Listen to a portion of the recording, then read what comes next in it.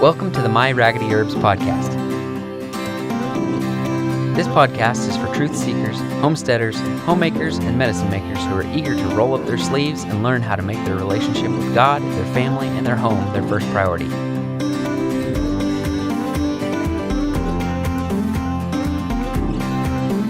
Now here's Lori Coates. When I first started gardening, my focus was strictly on the plants that I was growing. I worked very hard to grow healthy plants that were free from pests and diseases and that would produce a good yield. I planted, watered, fertilized, supported, trellised, and did everything I knew to do to make sure that each plant would have the best chance possible of reaching maturity and producing fruit. Many times my efforts paid off, but sometimes I was at a loss as to why one would fail. From the surface, everything appeared to be right. I couldn't understand what had gone wrong when I had done everything that I was supposed to do. Occasionally, a plant would struggle, get attacked by bugs or riddled with disease, and wouldn't reach its full potential. It was frustrating. As time went by, I began to understand a very important truth. True gardeners don't try to grow good plants, but instead they try to grow good soil. Their focus is not on what is above the ground, but rather what is below it. In wisdom, experienced gardeners taught me that if the soil is healthy, then most of the time the plants will be healthy as well. We were both trying to achieve the same end result, which was healthy plants and a good harvest, but I had missed the point. I was focusing on the wrong part of the process. I had my attention fixed on the part that I could see rather than what I couldn't see. You may be wondering what is different between soil and dirt. The answer is real simple. Soil is alive and dirt is dead.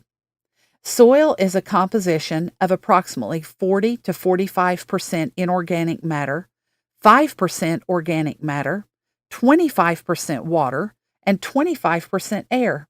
It is rocks, minerals, sand, silt, clay, and organic matter. Its texture and structure is created from the presence of different sized particles, and its minerals are what give it its color. It is teeming with living organisms such as fungi, bacteria, insects, and worms. It is a wonderful microcosmic ecosystem all within itself, and it has the ability to host and support healthy, living plants. Dirt, on the other hand, is displaced soil. It is soil that has left the garden by traveling on your hands or your shoes and is no longer part of the organized ecosystem.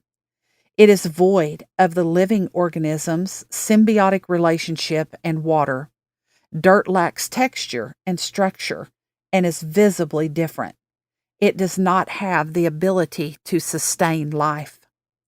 This is why you often see gardeners with large compost piles, worm beds, and beneficial insects diligently working to create new soil to feed existing garden areas. It takes time and effort to build and feed good soil. I love the parable that Jesus taught in Matthew 13, 3-9. And he spoke many things to them in parables, saying, Behold, the sower went out to sow, and as he sowed, some seeds fell beside the road, and the birds came and ate them up. Others fell on rocky places where they did not have much soil, and immediately they sprang up because they had no depth of soil. But when the sun had risen, they were scorched, and because they had no root, they withered away. Others fell among thorns, and the thorns came up and choked them out. And others fell on good soil and yielded a crop, some 100-fold, some 60, and some 30. He who has ears, let him hear. As we walk through this life, let me encourage you to put the time and energy needed into being the good soil that yielded a crop. Don't waste your time focusing on the wrong part of the process and wondering why things fail. Shift your focus to the unseen. Work diligently to build and feed the good soil of your heart with God's Word.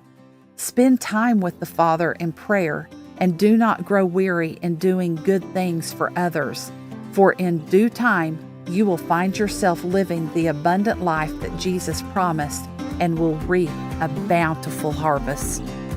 The gardening information presented in this podcast is based on USDA Plant Hardiness Zone 7 for Central Oklahoma. Nothing in this podcast or on our website should be construed as medical advice.